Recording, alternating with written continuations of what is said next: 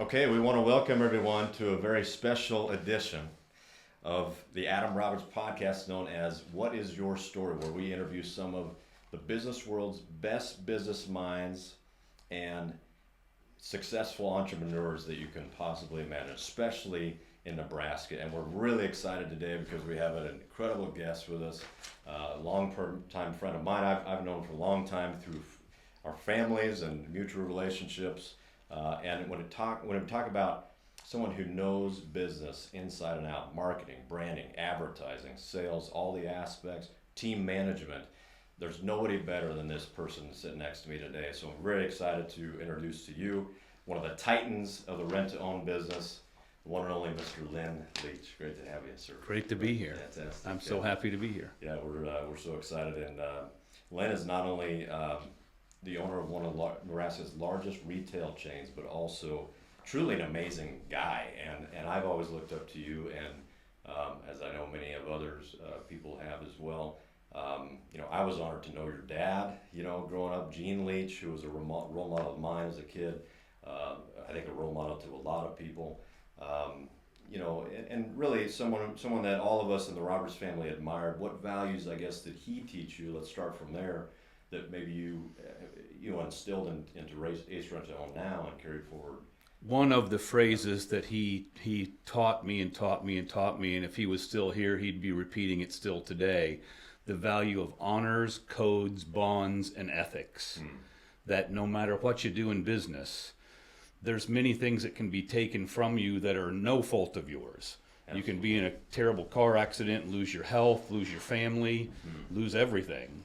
But the one thing you've got complete control over is your integrity, and only you can give that away. And so even when it was painful to do so, even when I would be tempted to do something that wasn't quite above board or wouldn't be right, I would have his words ringing in my ears: honors, codes, bonds, and ethics.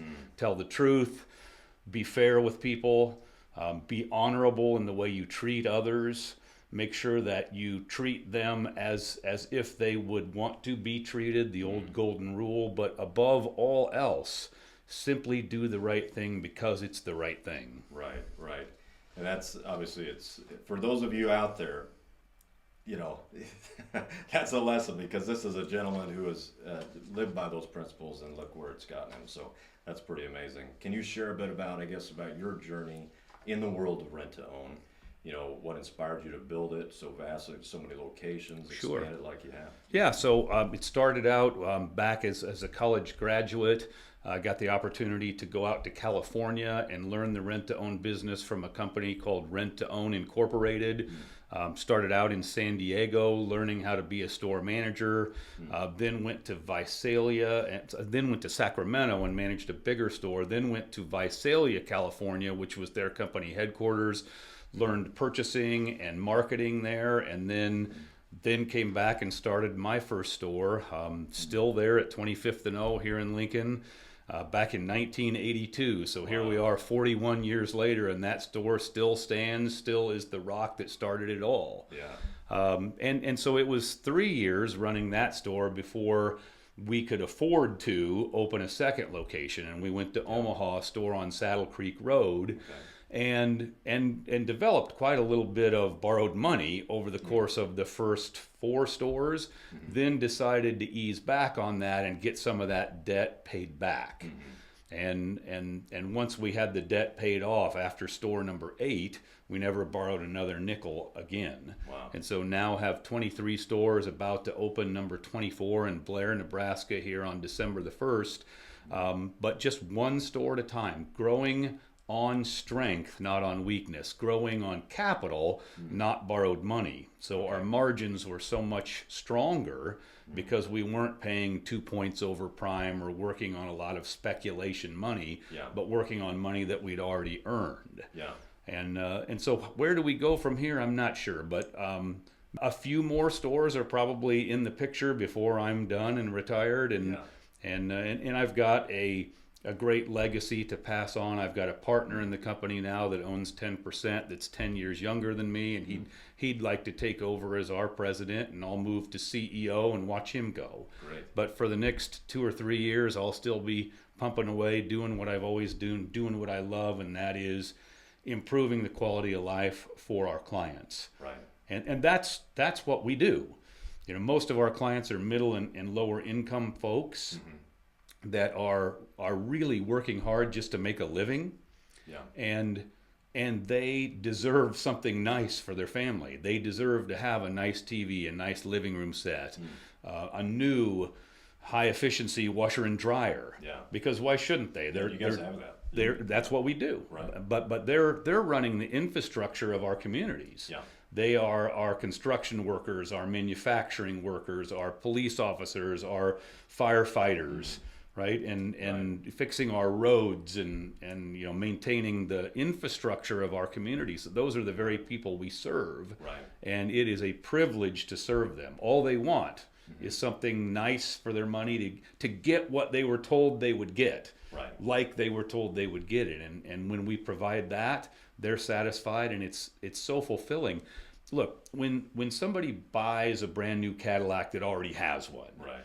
that's a pretty cool day for them. Sure. I mean, right? Getting a new car is pretty neat. Right. But they already had a new car when they got the last one. Right, yeah. So it's not really changing anybody's life. Exactly. But when our truck backs up, and we've had 2 children, one sleeping on a love seat, the other sleeping in a recliner, and our staff gets out and assembles a bunk bed with 2 nice new twin beds on it. Right. And the kids are running up hugging mom's leg saying, "Thanks for the nice bed, mom." Right. I mean, that just changed the absolute quality of life for that family right now. Absolutely. Or we unload a stove on Thanksgiving evening and they've been cooking in a microwave. Oh my gosh. And now they can make a turkey or a ham and have a real meal for Thanksgiving. It's changing the very structure of the quality of their life. Right. So it's super rewarding. Yeah. And because it's so rewarding, they're very grateful. And so it becomes this wonderful partnership back and forth.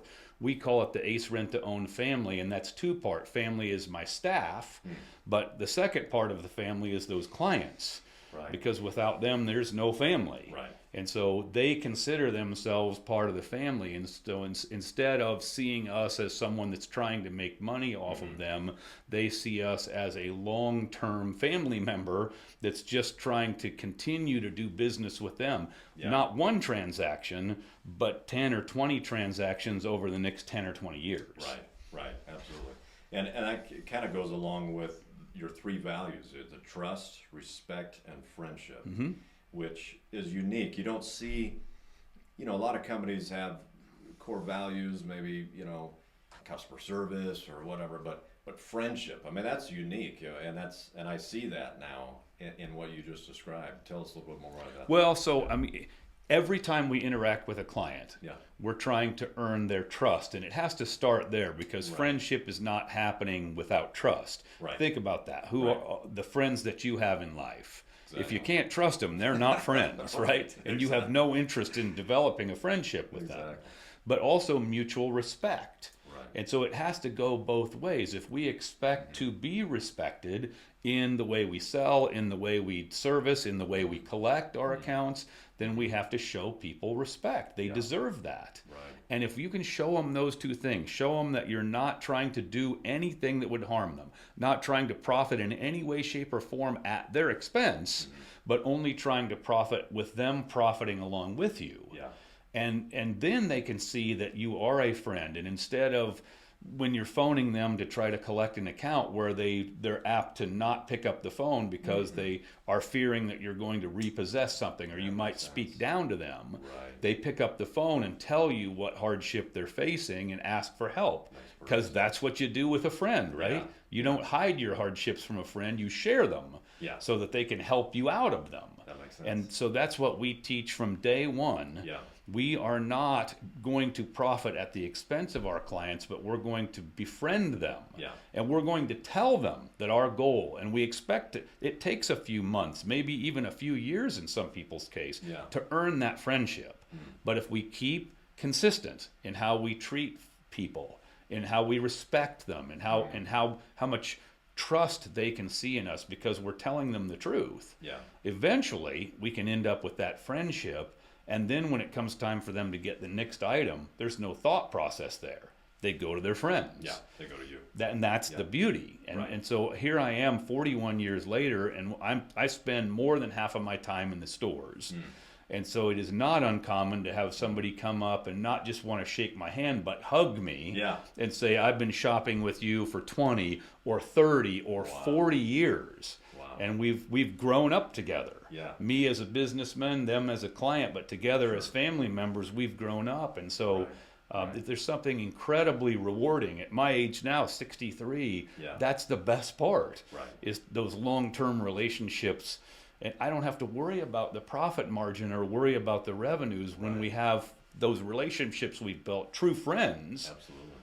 Then we know that they're going to continue to shop with us. And it's so rewarding for them to know they can shop with a friend, and for me to know that I can do business with a friend. Yeah, that makes perfect sense. And I think you talk about family, and it's funny because, my dad, he worked for your dad, and that's how he got through college, is working for you. And I think you've instilled that, obviously to the customer, but it starts with your staff. It starts with your employees, which, and instilling that in them so that they can carry that message forward. How do you find good people? I mean, you guys have good people. I've seen that, and it's impressive. I mean, and that started even with your dad. He hired my dad, and it just carried on. So I think the finding is important, but the developing, in my opinion, is even more important. How do we find them? We use Indeed.com.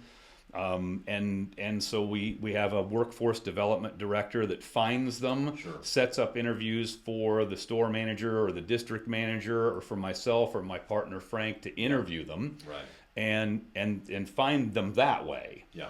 But most importantly then is, once we find them, what do we do then? Yeah. And I'll use one word that I think is the most important, maybe the most important word in business in all aspects, and that is love. That you have to love them, and they have to know that you love them, and they have to know what your mission is. They have to know, what are they doing here? Is it just about the money? Because if it is, you won't keep them. Right. And if your mission for them is to grow them, find out what they need out of life. I once met a very famous sales trainer named Zig Ziglar. Wrote an incredible book called See You at the Top. Yeah. And I got a chance to sit at lunch with him.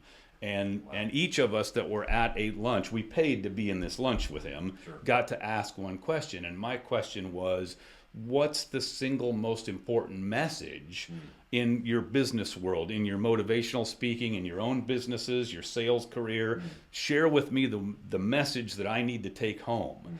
And his message was, if you can help enough people get what they want out of life, you'll never have to worry about getting what you want out of life. And so that's the philosophy we take in training staff, in developing staff. Find out what they want out of life. Yeah. What are they about? What are they trying to do? What do they want for their family? Right. Because there's things out there they all want. Yeah. And it's varying things. For some people, it is not extreme wealth. It's not. And that is a distant second or third or fourth on their needs and wants list. But developing family, having time to be with their kids in sporting endeavors, or in speech and drama and glee club and in the band or whatever, and supporting those children. For a lot of people, that's the most important thing and what they want out of life. And a career is to have the flexibility to go to the band concert or go to the football game, and see their kids perform. So we have to do that. We have to let them do that. Yeah. Because if whatever that 2 or 3 or 4 hours that we have to make sure they're off duty, they will pay back 20 times over if we allow that to happen. Right. But for some people, it is wealth. Yeah. And so we've got to show them, how do you make tremendous money? How do you go from starting with this company where you're making $40,000 a year, $50,000 a year, to where in a year or two you're making $80,000 or $100,000 a year? Yeah. How does that occur, and what do I need to accomplish? Right. What do I need to learn? What are the metrics that I need to accomplish to get that? Yeah. And then my job is to push them to get there. Yeah. And like any good coach, coaching isn't always just, sunshine and rainbows. Right. Sometimes coaching is to push them to Right. do their best. Sometimes people won't give their best without a coach pushing them. Sure. But if they know you're pushing them from a position of love, Yeah. always love, that's the one thing that is not variable. The love will always be there. Yeah. Never threaten their job. Never tell them do this or you're gone. Right. It's this or my way or the highway. Yeah. As soon as you do that, you've lost them because they're never going to believe you love them again. Yeah. But you actually do have to love them, and I know that sounds easy. Yeah. But it's not, because as you in business, as you know, Yeah. it's not everyone is honest. Right. And some people can really hurt your feelings. It's true. But you got to be willing to accept that some people are going to be dishonest and hurt your feelings, because for one of them, there's 20 that are the other way. It's true. That just want to be loved. They want to know that they matter. They want a handwritten birthday card, a handwritten anniversary card on the date of their anniversary, with a gift card for a restaurant showing, I took the time to show you I care because I do. Right. This comes from a place of love. And if you can show them things like that, man, they will keep pushing and they will keep fighting and they will find a way to get through the days that aren't so great. Right. And the parts of the job that they don't love all that much, they'll figure out a way to tolerate them. Yeah. Because the rest of it they do love, and they feel part of family, and they feel protected, and they feel loved, and they buy into the mission, and there's no stopping them. That's huge. That is huge. I can't tell you how many times, even just in a sales situation where I'm sitting across the table from a potential client, and I just think to myself, regardless of whether I get this sale or not, I just need to love this person, and I'll even start praying, God, just help me to just show them that I love this person. And sometimes that's just telling them the truth and saying, you're not the best fit for us. That you might be better served here. You might be better served there. Or go do this. But I agree with that. It's about honesty. It's about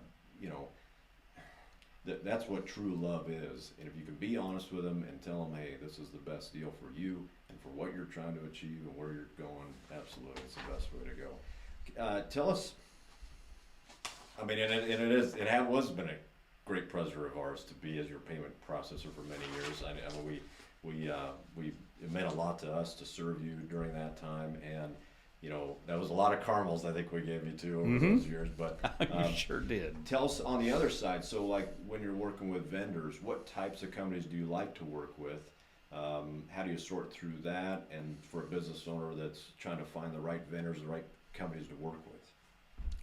Well, I think the people that are running those companies, those vendors, matter. Yeah. Like everything else we've already talked about, the principles matter. Right. And so you've got to find a company that does show some interest and care about your well-being. Sure.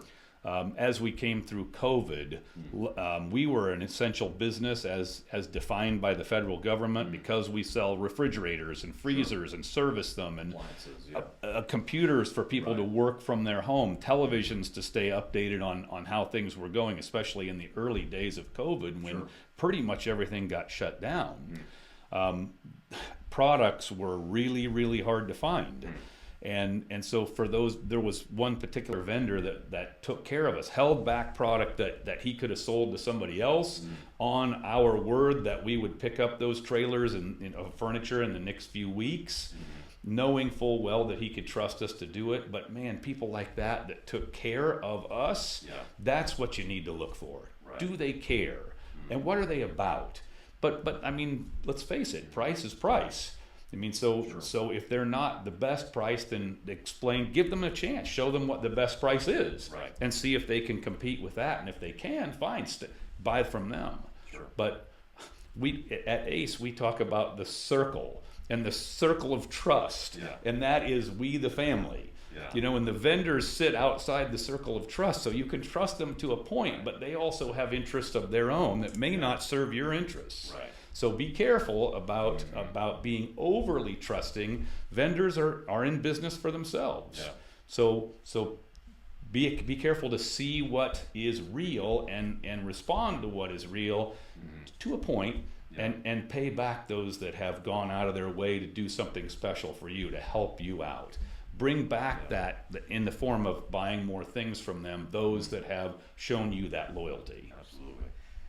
As a business owner, obviously there's tons of aspects of business. What would you say is your superpower? I mean, is it sales, marketing, advertising, accounting? I mean, what areas maybe comes naturally to you, but maybe other areas that you had to work on, that you had to learn over time that develop?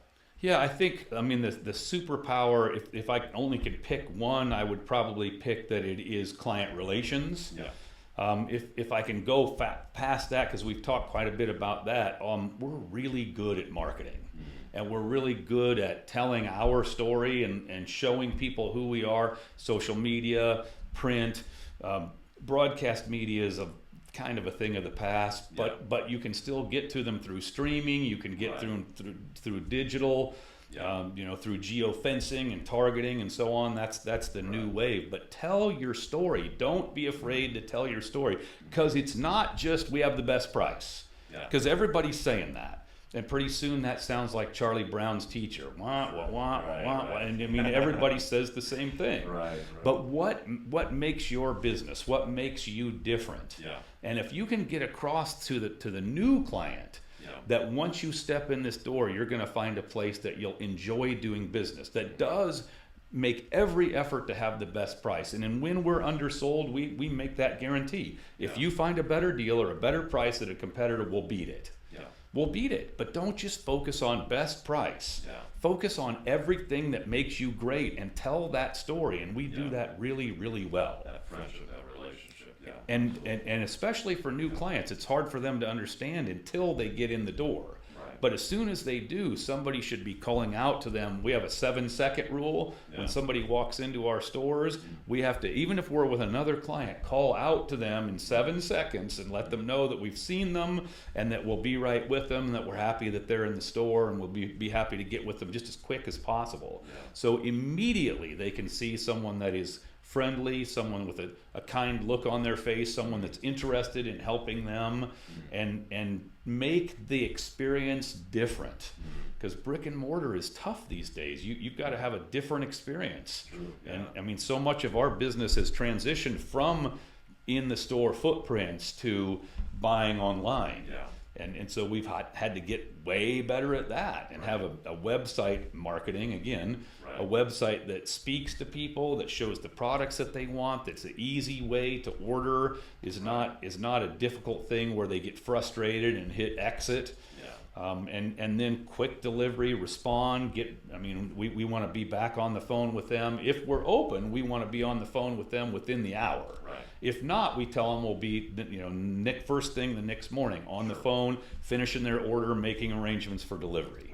Absolutely. So that marketing, and it doesn't all have to cost tons and tons of money. A lot of marketing today is guerrilla marketing, getting out with flyers, social media, whether that's Facebook, Instagram, TikTok. I mean, those things are very inexpensive, and you can get a lot of traction in those media for very little cost. Organic posts, absolutely. Can you share a moment, or maybe a time in your career that was defining for you, that launched you to make, had a major impact on your success? Yes, the answer to your question. There was a time when I didn't understand. I saw my career, my business as a job, and when I'm off duty, and I want to hide from the business when I'm off duty. Sort of, I didn't love it like I needed to. I convinced myself I did, but my actions said different, and I recognized that. And even my wife, my kids recognized that. And so through a little self-inspection, I recognized that when you're in business, there is no such thing as being off duty. It's just not there. And if that's what you're after, you're not cut out to run your own business. And so at that point, and this goes back now, 30 years ago, about 10 years, 11 years in business by the time I actually realized I've got to be on duty 24/7. I got to love this, where I don't see an imposition, somebody calling me at 7:30 at night with I'm sick and I'm not coming in tomorrow, or I've got this problem in my family, and I would hang up the phone as a young businessman and say, can't I ever be off duty for a minute or two? Right? And instead of that, I changed my entire thought process and went, I'm going to love every part of this. The good, the bad, and the ugly. And I'm going to embrace it, and I'm going to tell people 24/7, you need me, call me. You're never going to interrupt anything I'm doing. There is no such thing as a business interruption, right? Being bothered by somebody in business is not a thing. I started putting my cell phone on my business cards. So even clients could call, 24/7 if they chose to. And I would take the time to hear them out. And so it was that. And once I made that decision that I am all in on this, this is my life, this is my legacy, this is what I do, it's the very nature of me. And instead of just seeing it as a business, seeing it as a way to make a living, I saw it as what I do, who I am, and being able to teach that to others instead of being disrupted and being disappointed. Look at the good stuff, these relationships you're building, this incredible opportunity you have to love people, and most importantly, when you love them, get loved back. It's so rewarding. There is nothing that's interrupting me now. When somebody that is loving me back needs some love, make sure you're there to do that. And it was when I finally recognized that it's not personal and business. There's no such thing. It's intertwined. My personal life is my business life. My business life is my personal life. I wouldn't have been able to raise a family and do all the wonderful things that I've had the opportunity to do, have the blessings that I've had, if I didn't embrace the fact that these things intertwine, and I'm not pushing back on that, but I'm embracing that and loving every part of it. That's tremendous, I mean, I go a lot of different ways from there, but that's huge. And I guess tell me about, as a business owner, you've seen a lot of business owners. You've seen a lot of them succeed. You've seen a lot of them fail. Where do businesses, where can some business owners go wrong? What are some of the things, the pitfalls that they fall into? There's a couple. So the first thing is, whatever business you're in, make sure that as early as you can afford to, that you're focusing on the real estate, on investing in the property that you're doing business in, whether that's a garage, owning the garage, or if it's a brick and mortar retail store, own that, or an office, own that. Too many people spend their entire career leasing whatever business or facilities that they're doing business out of. That is a huge mistake. Because even after you're done doing business, whether you've sold your business or whether the business you fold it up and hold a going out of business sale and go on with your life, you're always going to own that property, and that can be something that continues to support you all the way through retirement to death. If you have that personal property that you can lease to somebody else, that can provide an income to you past your ability to physically conduct business. That is very, very important. So I encourage those that are just focused on the actual business and not the real estate that it does business underneath. Don't do that. Get involved in finding a facility that you can own and start investing in that part of your business. The second thing I think is people try to diversify too much. Where I've seen other businessmen and women fail is that they try to do 17 different businesses. And they're not good at any of them. Really. I mean, they're average at all of them. Whereas if they just focused on the one or two things that they were really good at and put all of their energy in that, and instead of being mediocre at 17, be great at 2, they would be more fulfilled and probably make more money and have something that they can grow better when they focus on the one form of business or maybe a couple forms of business that they're excellent at. And be industry experts. I've had the good fortune of serving as the president of our buying group that we belong to, our trade association. the Lincoln Community Playhouse, and all of these things were made possible by me being really good at one thing, and that's being in the rental purchase business and putting all of my time and energy in that. You know, and later in life, we've gotten into the VRBO business, Airbnb business. We have 6 lodges down in Branson that we rent. Just another form of renting. You know, I mean, it's not rent to own, but it's leasing. Now you're speaking my language. Yes, and so that's been really successful for us later in life. Where again, I'm just focusing on property, but still, my bread and butter and the thing I do the best is being in the rental purchase business and improving the quality of life by getting nice stuff into nice people's homes. Absolutely. Did you hear that, people? Real estate. Come on. Real estate is where it's at. So, and if you're not into real estate, message me, roberts-roberts.com. Tell us what strategies you use to, I mean, you got a lot of things going on. You're a busy guy. You got a lot of locations, obviously. How do you stay organized? How do you manage your time? I mean, you got a lot of, plates that you're spinning and a lot of irons to the fire. If you want people to take responsibility, first you have to give it to them. People so often say, I'm disappointed that this employee or that employee, this staff member didn't take the responsibility I expect them to take. And then when we re-examine it, what really happened is you never gave them that responsibility. They say, I didn't know I could do that. I didn't know that was part of my job and that I could make that decision. And so you've got to clearly define the roles, the actual positions. You have to define the job description of what they're supposed to do, and then you have to be willing to empower them and accept that when you do empower them, they're going to make some mistakes. But that's okay. So did I. So does everybody. Sure. So let them make a few mistakes. They're not going to put you out of business with a few low-level mistakes, right? And if you have their job description and their roles defined, they can't make too big a mistake. Right.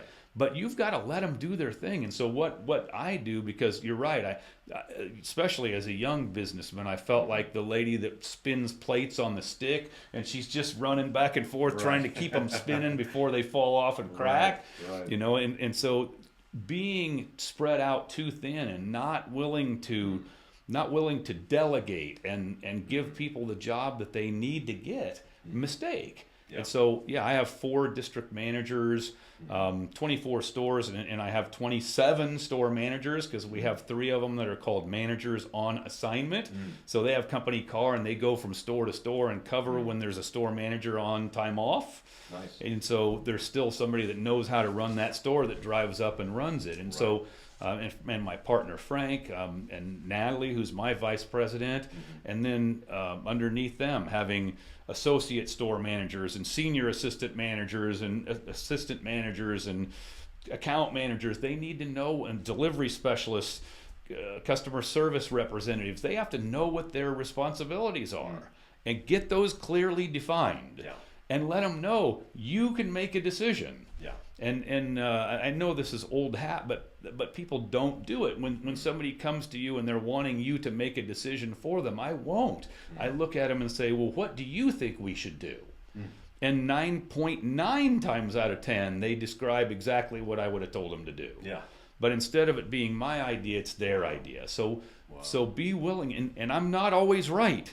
Some of the greatest ideas in our company did not come from me. They came from fellow ACE family members who had a great idea. And don't steal those ideas from them and pretend they're yours. When you get up in front of the group and you tell about this new idea, make sure you give credit who it's due, who came up with this idea. And you empower somebody by telling the entire organization this is their idea, and everybody sends them an email or calls them up or slaps them on the back and says, nice job. Absolutely. Good thoughts on that. Way to go. What do you think they're going to do in the future? Come up with some more great ideas, right? And so empower them and don't be afraid to turn loose of the reins and let them go. I'd rather ride a horse that I have to rein in for a little while than ride a horse that I have to kick all day in the afternoon when they're tired. I want somebody that's chomping at the bit and ready to go. Wants to do more than at this point they're qualified for. I can work with that person. Somebody where I have to be their sole motivation, probably not going to work. And in that case, don't be afraid to pull over the bus and say, here's a great stop for you. I don't think we're doing you any favors. Right. So let's let you go on and find something that fits you better. But those that are chomping at the bit, do not hold them back very long, or they'll go find somewhere else to run. Yeah, absolutely. What's your, maybe a story that's behind the scenes that's, I mean, obviously your success precedes you. You're 24 locations, 25 coming up. What's your biggest success story that maybe nobody's heard behind the scenes? Wow, that's a great question. I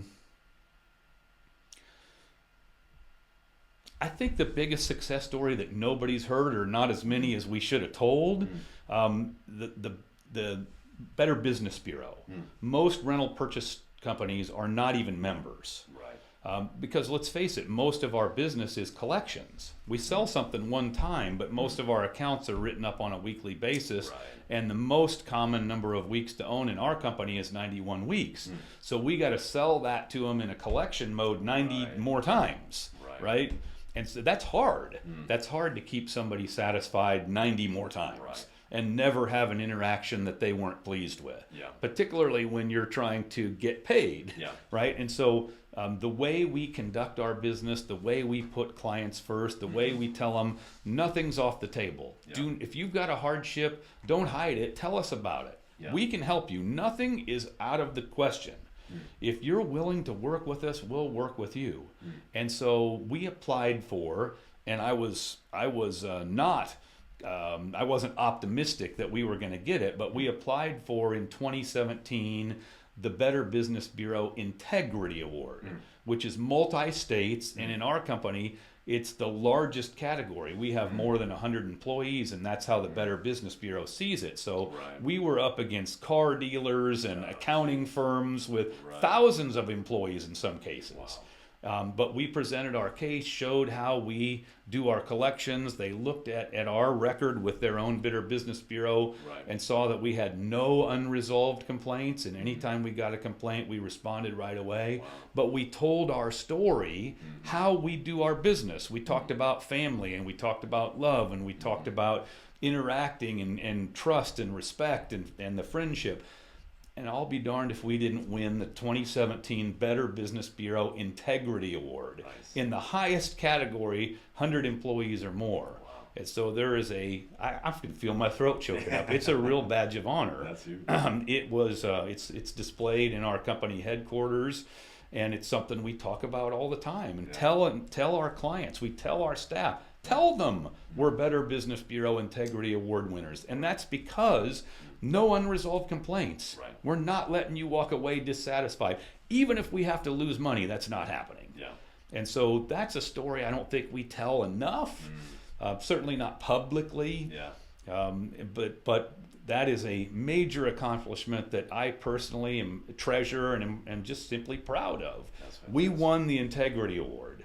So that's it. Well, and there's a lot of things that make East Rent to Own unique, I think. I mean, you got your free delivery, free repairs, no credit check, 120 days, same as cash. What do you think makes you different from the competition? I think there's a couple things. The first one is we call it the Good News Exchange Program. So this is very peculiar to us, and our competition doesn't do it. If a client's needs change, or they're just not happy with what they got, they can turn it back in, and we will apply 100% of everything they've paid in rent towards any other product in the store. So if they're renting a washer and dryer and they move to an apartment where they can't hook up a washer and dryer, they can come and get a living room set or a gaming computer, and we'll just apply all of that money as if they had that all along. And they can finish the payments on that. So they never have to waste money and go away with something without something to show for their money. I think the second thing is if a client has a problem that they cannot, that's insurmountable, they've lost a job, or they've got a medical bill that's such a hardship that we can't get them through. It's going to be months and months and months before they're back on their feet. They can put their account on hold, send the merchandise back, and at any point the rest of their life they come back, get a product, not just the product they had, but just like any other product too, get any product in the store, and use that money. It just sits on hold. That's why we call it putting the account on hold. It sits there like in a little mini ACE savings account. They come in and say, well, I had $400 invested when I sent back the sectional. So we say, good, so we've got $400 to take off the price of any of these other products, and you'll pick up right where you left off. And so they pick something and we redeliver something, so that we are focused on making sure that every account ends up in ownership. That's the thing that's peculiar about us.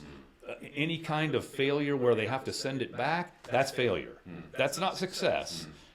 Losing somebody's business and not ending up with the client owning the product, bad. And all of us buy into that. We all know that our central mission is seeing that the client ends up with ownership. And when they can see that, when clients can see that that's real, that's not lip service. That's real.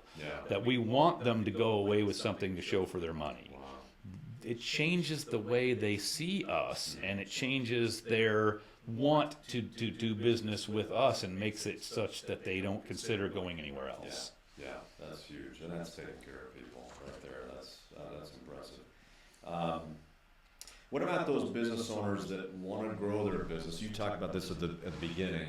That maybe they got one location, two locations. They want to grow. They want to expand. They don't know how to get there. What advice would you have for that type of business? Don't grow too fast. Grow fast in the beginning. You're going to have to borrow money in the beginning. No doubt about it. And don't be afraid of that. But know that with that borrowed money comes 7 days a week, 12 hours a day, whatever it takes to make that work. And I was blessed to have a wife that understood that and never complained at me when I was working 7 days a week. Now the stores are only open 6, but when I was a young businessman running them myself, we were open 7. And even on Sundays, I'd be out making deliveries at 7 and 8 o'clock at night, growing this business, because I had all this borrowed money and payments to make, right? And so don't be afraid of that in the beginning, but know when to pull the reins in and say, okay, I need to slow my expansion, and I need to pay off this debt, get this debt lowered, maybe even eliminated in some cases, so that my margins can increase, so I can grow exponentially faster in the future. A huge mistake is to just continue to grow on the same amount of borrowed money rather than retire some of that debt so those margins increase and it becomes easier to grow. So get it paid off as soon as you can, and once you do, don't go back. Grow on strength, grow on profit, set aside capital, and use that to grow. And that's what we're doing now. I mean, we only open a new store or start a new endeavor when we have the capital to do it. And so we never change those margins. They've been the same now for 20 plus years. Wow, that's impressive. Yeah, I'm taking notes in my brain as well. That's huge. What are you most proud of? In life? Yeah. Having 2 wonderful kids that have good jobs and are good human beings. Most proud of that, no question about it. Having taken the time to love them and raise them and be there for all the things, despite the fact that I was working 7 days a week and sometimes 12 hours a day. If there was that football game we were talking about, or the cross country, or the track, or the play at school, or the Christmas program, I never missed them. Never missed them. And so I would take off, and everybody knew, look, the most important, putting my priorities, and I make those clear to people from the very beginning. When they hire on, I let them know, these are my priorities in life. God's number 1. My religion, my faith, my relationship with my Lord. Number 1. Number 2 is my family. Making sure that they have what they need and they see that they're loved and that they get my time. Because that's what not only family but also employees, what they want most is your time.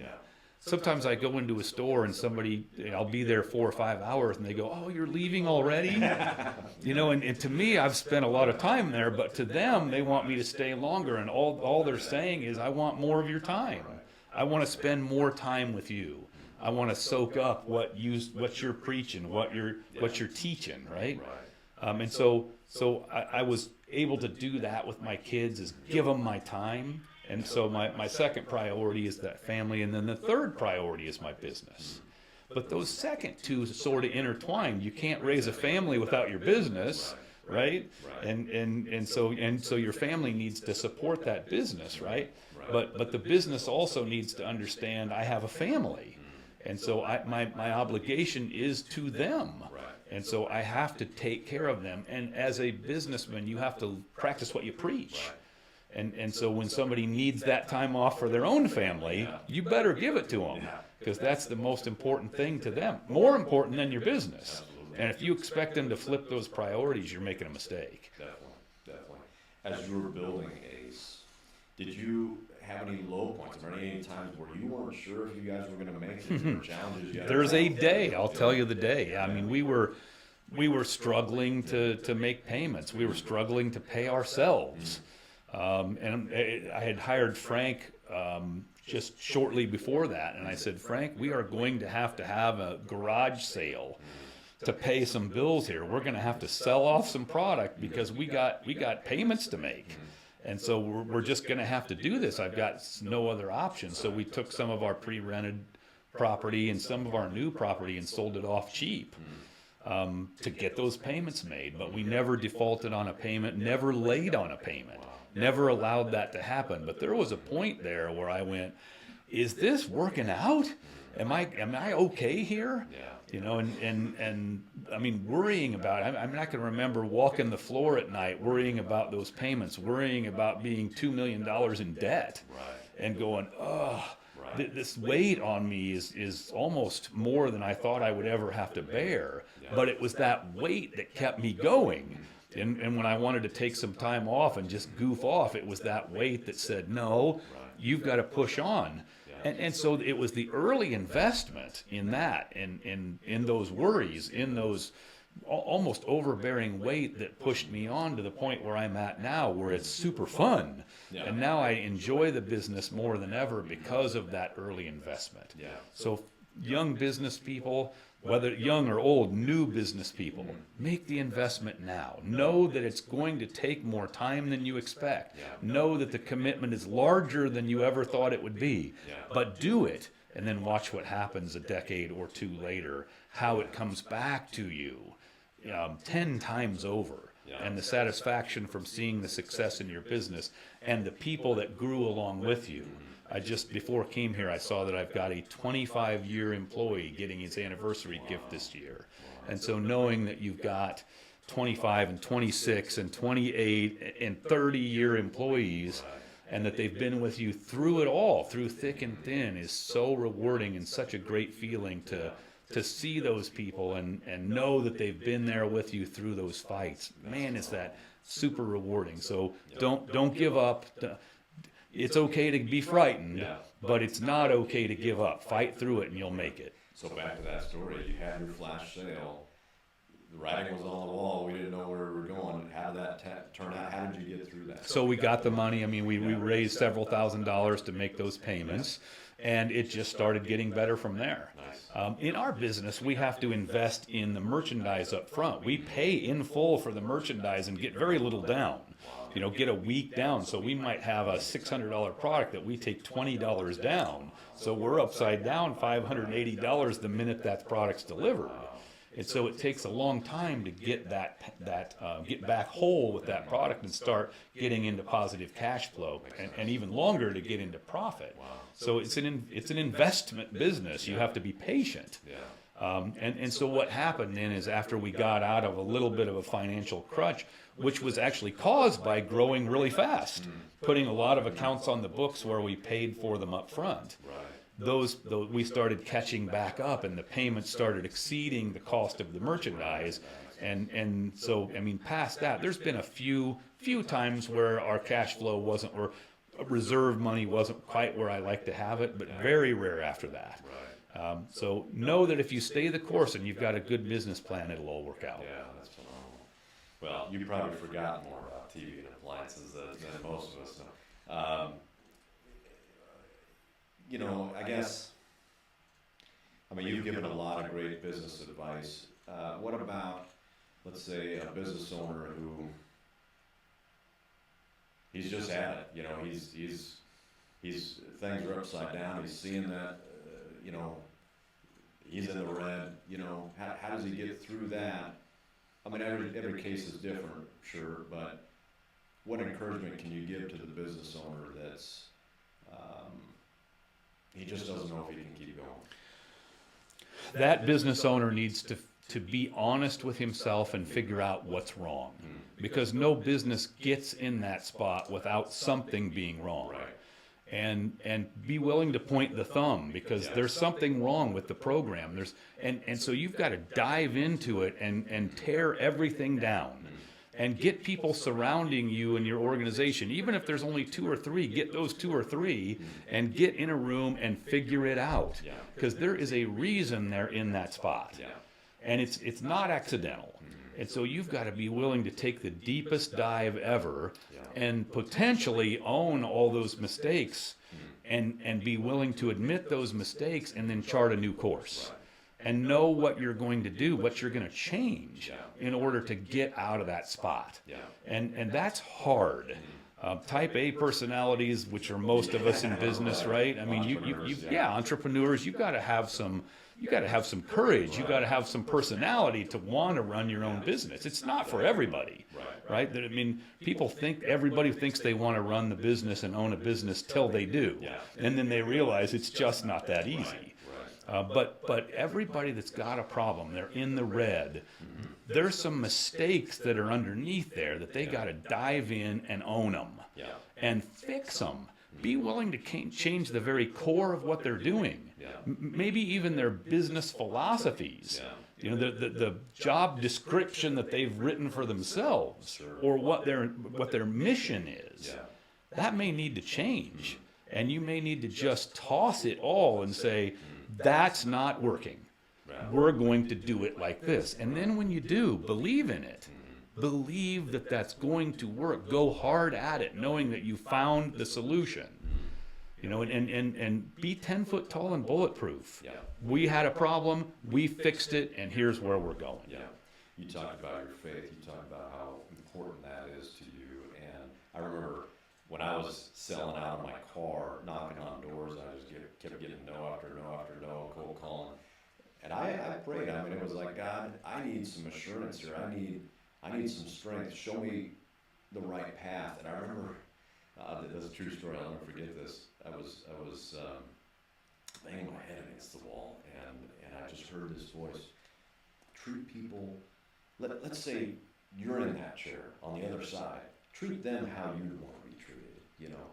And so I did that. I started to just, you know what? I'm just going to go spread sunshine today. I'm just going to go love people.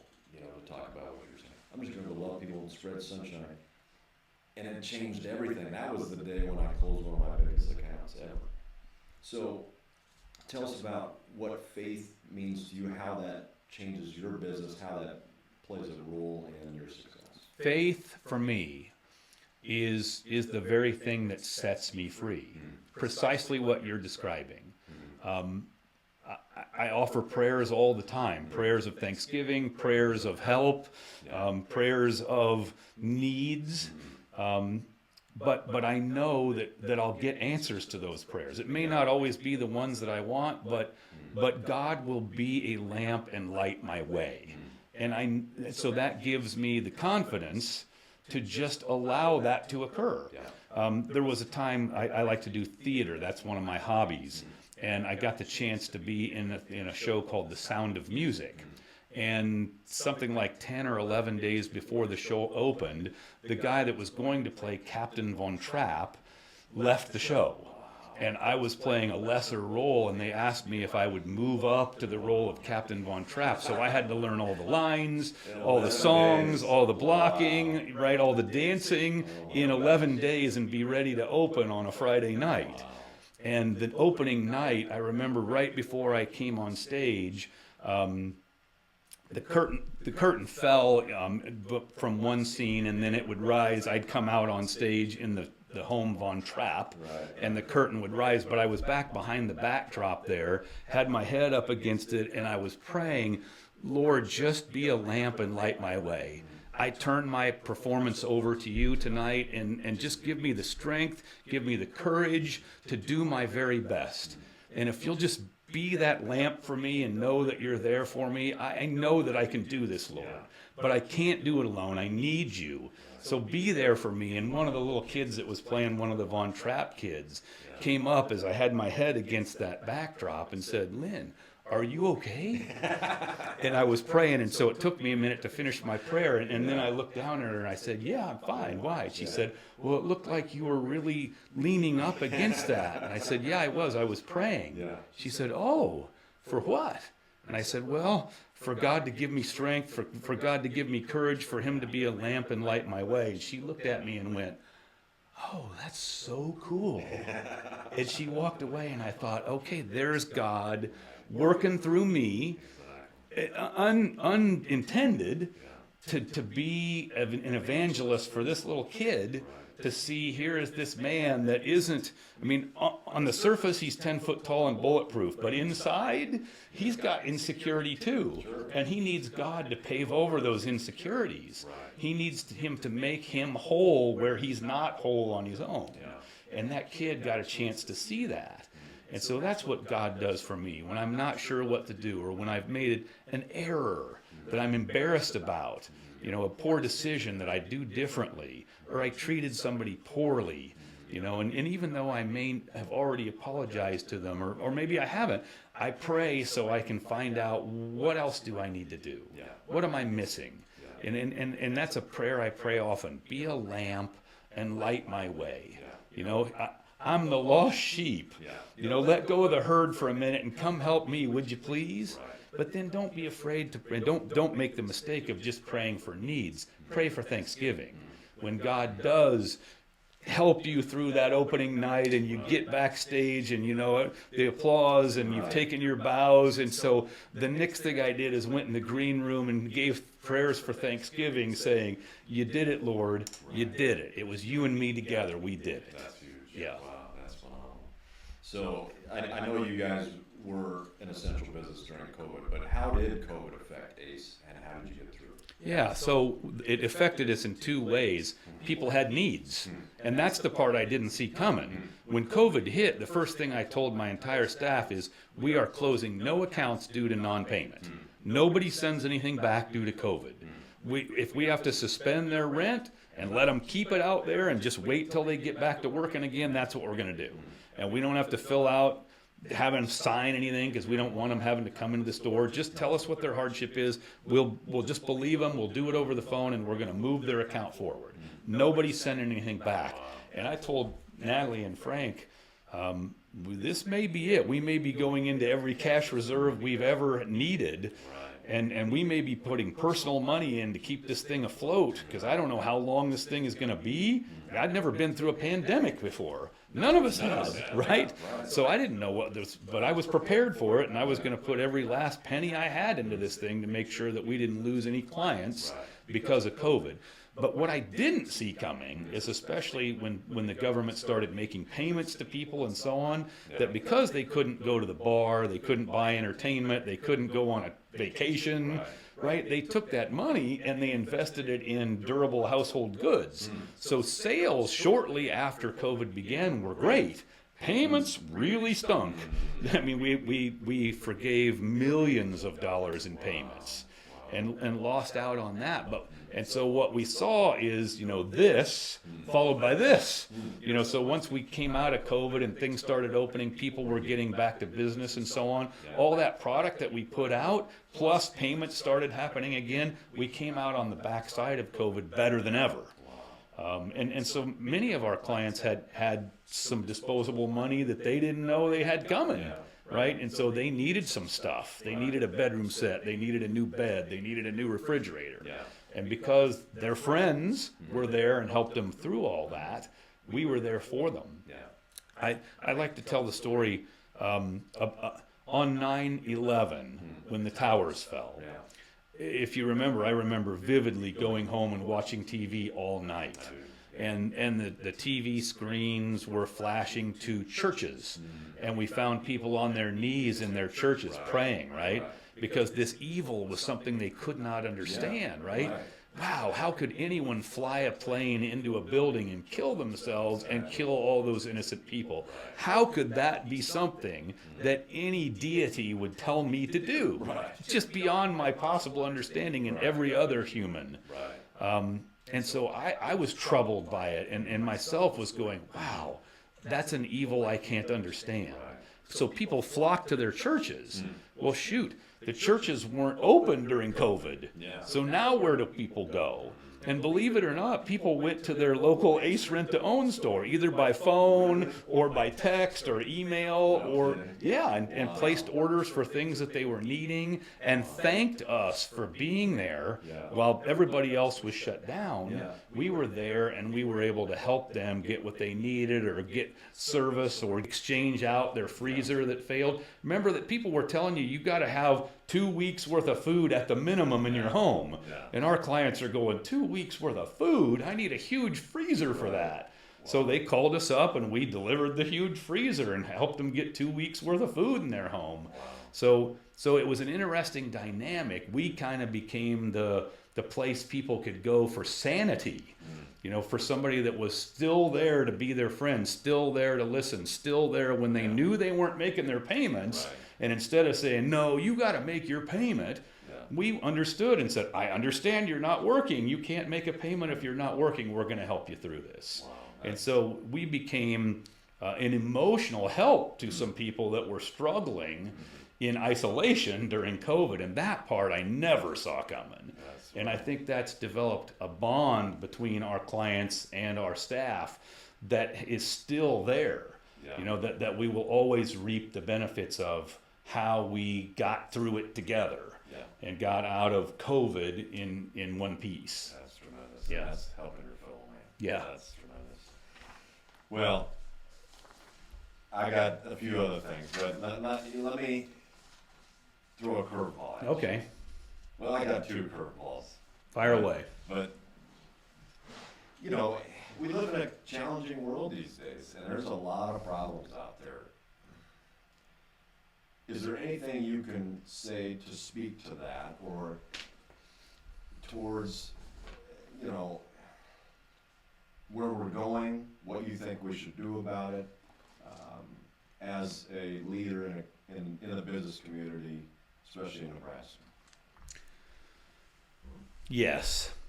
It is my opinion that most of the problems that we have in society, in the United States in general, are not political in nature. People like to blame politics, but politics is just a byproduct of, in my opinion, the lack of care and concern for one's family. Most of the problems we have in society are not accidental. And they're really not societal problems at all, but they're parental problems. And so, ladies and gentlemen, moms and dads, give the time to your kids and invest in them, in their schooling, in their worship, in their extracurricular activities. Encourage them. Don't force them into doing things they don't want to do, but encourage them into things that they do want to do. And see that they get the time, the attention, the love. And that's not just, it's not all rainbows and unicorns. You've got to push them. Like I talked about doing with my own children. Push them to be all they can be. Have high expectations for them. And give them the time they need. And if we can do that as a society, if we moms and dads will commit that when we make the decision to bring another human being into this world, that we're going to make that, other than our faith, we're going to make that our number one priority. All of these other problems that we have, all of these societal problems, all of the problems with guns and drugs and so on, are managed when we just take care of our children. And I encourage all of you, invest in your kids. Love them, push them, teach them, hug them, give them the time. That's what they want. They need to see that you give them your time and that they are your top priority. They are your number one focus. And so as business leaders, Your employees need to see that you're that man, that you're that woman. They need to see who you are, because they will follow somebody like that. They will aspire to be you. Yeah. But if you're just about the money and that new car and that new house and this fancy suit and these $300 shoes, nobody aspires to follow that person. Yeah. And I'm not saying you shouldn't have nice things, but make that not your focus. Make your focus, should you choose to raise a family, make it be your family and those kids, and leave a legacy to society, to the world, that you can live on through them and through their good works, through them caring enough to do the same for their family. Wow. Now I'm starting to get choked up, because this goes back to history. This is a man who was raised by Gene Leach. And again, for those of you in the audience who didn't know Gene Leach, this is the Gene Leach coming out right here. This is amazing. And Gene was everybody's number one cheerleader. I mean, I remember in my life, there was a point where I was in Nashville, Tennessee, pursuing my dream as a musician. I was going to be the next Garth Brooks. Some people were going to be the next Michael Jordan. I was going to be the next Garth Brooks. Well, anyway, I had fell on hard times in Nashville, Tennessee, and your dad called me. I'll never forget it. He called me when I was down there and just encouraged me, and he was there for me, and that time, that attention, that effort that he made was always there throughout my childhood. It was just amazing, and so it's really cool, and it touches me to see that coming out of you, because I see even after he passed away, I continued to hear those stories. From his lawyer saying that with the check he sent a well done card and thanked him for his work, and he said that never happened. Everybody else just sent a check, right, and paid me for my services. But your dad not only sent a check, but basically a thank you and a well done card saying you did a great job for me and I'm grateful. And that was him, and that's what I'm talking about. Build others. Don't focus on yourself. Focus on others and watch what that'll do for yourself. And that's what he did. And many, many times people have asked me, why do you think you've had success? What sets you aside? What is it about you that's different than others? And I said, the thing that's different about me is that I had such incredible love from my mom and dad. That's it. My mom was incredible in different ways. I mean, she was the nurturing, loving, always there for you. Even as I became an older adult, she'd want to talk for 2 hours on the phone and celebrate every little accomplishment. And there was nothing more important in her world. And my dad pushing me and encouraging me, and came to when I was the president of our trade association, APRO, he came to the convention on my farewell after I had served my term. And I remember him coming up to me afterwards and giving me a huge hug. And see, now he said, "I am busting my buttons. I'm so proud of you." So that's what set me aside. That's my superpower. That's what made me so successful, is having such a great benefit of having my mom and my dad love me so much. That's amazing. That's huge. So love the people around you. I think that's the theme for today. Well, what a great time this has been with you. I've really enjoyed it. Thank you for having me. I appreciate it, and we're so grateful to have Lynn with us today on the Adam Roberts What's Your Story podcast. Please subscribe, download, save it to your phone. We're going to be on Apple Podcasts, of course, as well as Spotify, YouTube, everywhere that they have podcasts. We're excited about it, and thanks again for coming. You're welcome. Really Thank you, Adam. Yeah.